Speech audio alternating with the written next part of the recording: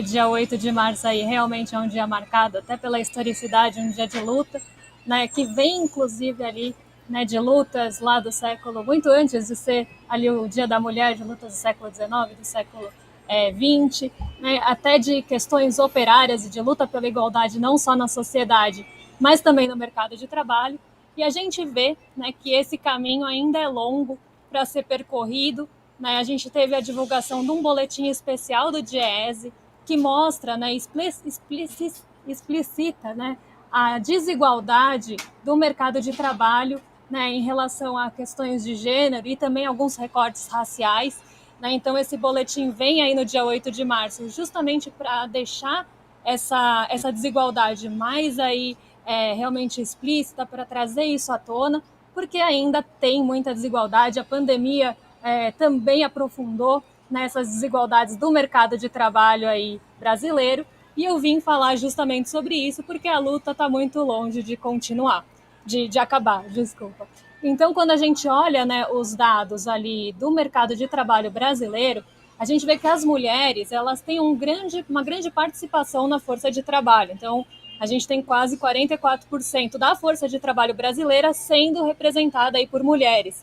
Mas quando a gente olha os números mais detalhados, a gente vê que a gente tem uma grande aí, desigualdade em relação aos homens quando a gente olha a desocupação, que é maior entre as mulheres, né, e também os salários, né? Os salários médios ali das mulheres em relação aos homens são aí em média 21% menores, né? Então, enquanto um homem ganha cerca de R$ 2.900, o salário médio da mulher brasileira é de 2.300. A gente aprofunda também, né, alguns dados aí de desigualdade quando a gente olha setores, né? Então, por exemplo, quando olhamos os serviços domésticos, né, 91% dos cargos ocupados em serviços domésticos são ocupados por mulheres. E embora a gente tenha aí a maioria das mulheres nesses cargos, ainda assim as mulheres ganham 20% a menos do que os homens no trabalho doméstico. Né? Entre outros serviços, essa realidade é a mesma. Né? Então, quando olhamos no setor de serviços, 42% dos cargos são ocupados por mulheres que ganham 27% a menos do que os homens.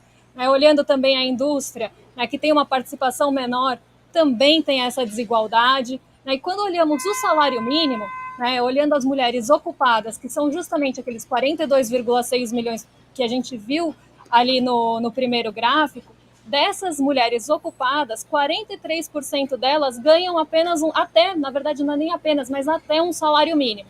Então, dentro das mulheres ocupadas, quase metade vai ganhar até um salário mínimo. E quando a gente vai para um recorte racial dentro das mulheres, né, desses 43%, 52%, quase 53%, na verdade, por cento das mulheres que ganham até um salário mínimo são negras e 32,4% são ali colocadas como não negras pela PNAD. Né? Então, aqui a gente está olhando os dados já consolidados do terceiro trimestre, a gente ainda não tem os dados fechados de 2022, mas isso já mostra, né, que tem ali uma grande desigualdade, não só de renda, mas também nos setores de ocupação, na ocupação e desocupação, e também de proteção de direitos trabalhistas. As mulheres elas são 43% informais, né, só 48% têm carteira e só 65% contribuem com a Previdência Social.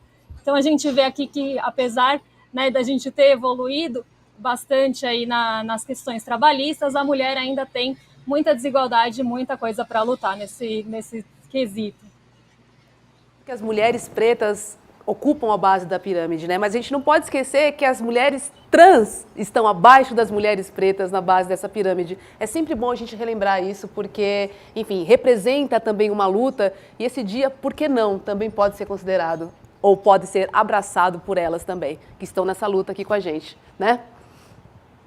Com certeza, é uma luta muito diversa, né? E eu acho que isso também traz, né, uma pluralidade aí grande para essa luta, e a gente tem que observar essas diferenças sim, porque para a gente evoluir como sociedade, a gente precisa mitigar essas diferenças.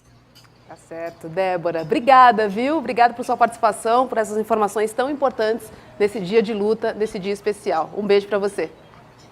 Um beijo, até mais. Beijo, querida.